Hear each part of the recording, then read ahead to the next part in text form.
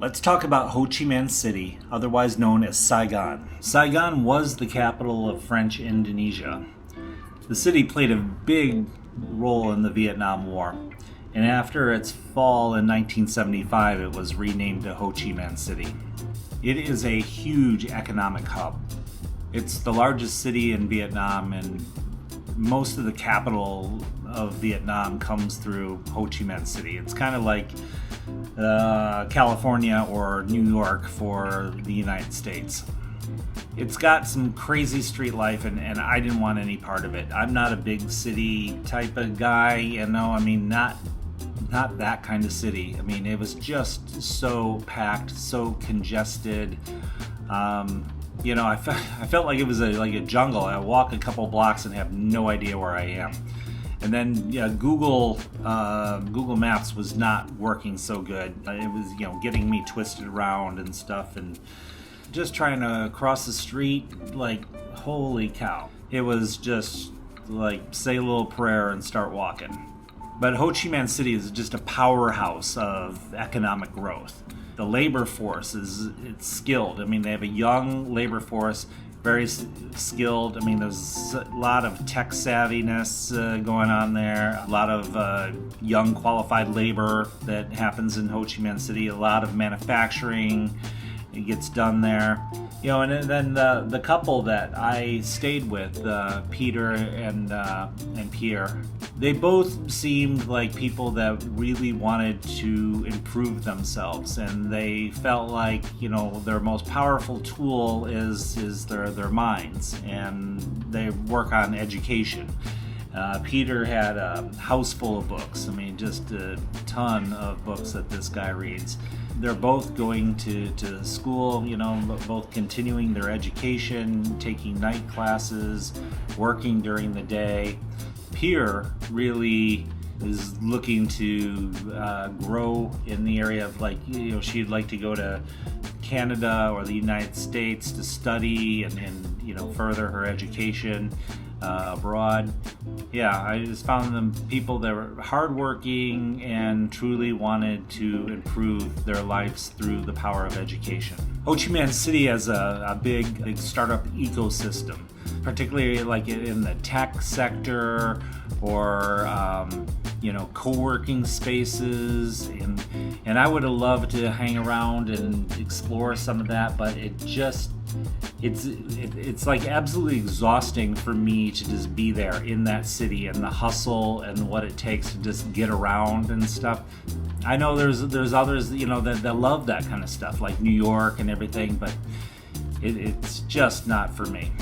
Especially Peter, but Pierre also wanted to kind of like show their culture to me, and a lot of the ways that they wanted to show their culture was through food and the way they eat. And hot pots is like a big thing there in all of Vietnam, actually. Cooking your own food, like them bringing out pots for you to dump the food into, and you cook it to your liking, and you pull it out and you spice it the way you want to spice it, and you wrap it and how you want to wrap it, and having that customization to their food, I think is a big part of their culture, versus just like ordering it a certain way, getting it prepared and eating that like we do so often in the United States. It seemed like too, when I watched them like preparing bowls of food for themselves in this manner, that they would eat one way and one another way, and they would go for diversity versus I think a lot of times Americans, well, especially me, I'll get like kind of like, hey, I like it the way I like it, this is it, and I want to order it the same way every time. But they have a more kind of a diverse palate, I would say, and also they can handle hotter food more than I can. Like there was always kind of getting me scared with what I was eating and how I was eating it. So there's some changes happening to this blog. For one thing, I can't really call it the Vietnam blog anymore, because I'm going to be leaving Vietnam. You'll find out more in my next video. But for those of you who have been following me, you know that part of the reason that I've come to Vietnam is for business. I wanted to make some business discoveries. And my thought was about getting product made here and bringing it into the United States. There are a lot of complexities involved in that business model. You know, the shipping, the import, the taxes, the, you know, returns, and all the stuff, all the issues that happen with when it comes to stocking product.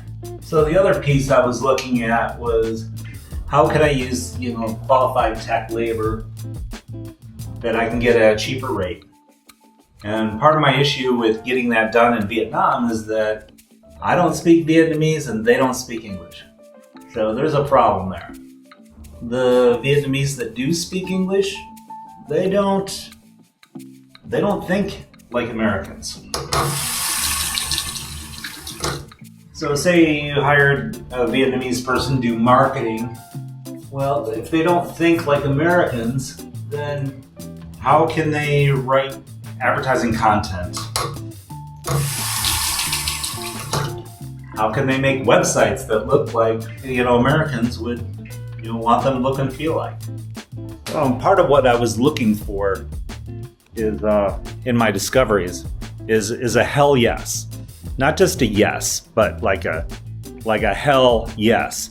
Like, this is a no-brainer. I'm definitely doing this. And I just didn't find that in Vietnam so far, and I felt like I was forcing things, and I don't want to force things. In my next video, you're going to find out exactly where I'm going and what I'm looking for. So stay tuned.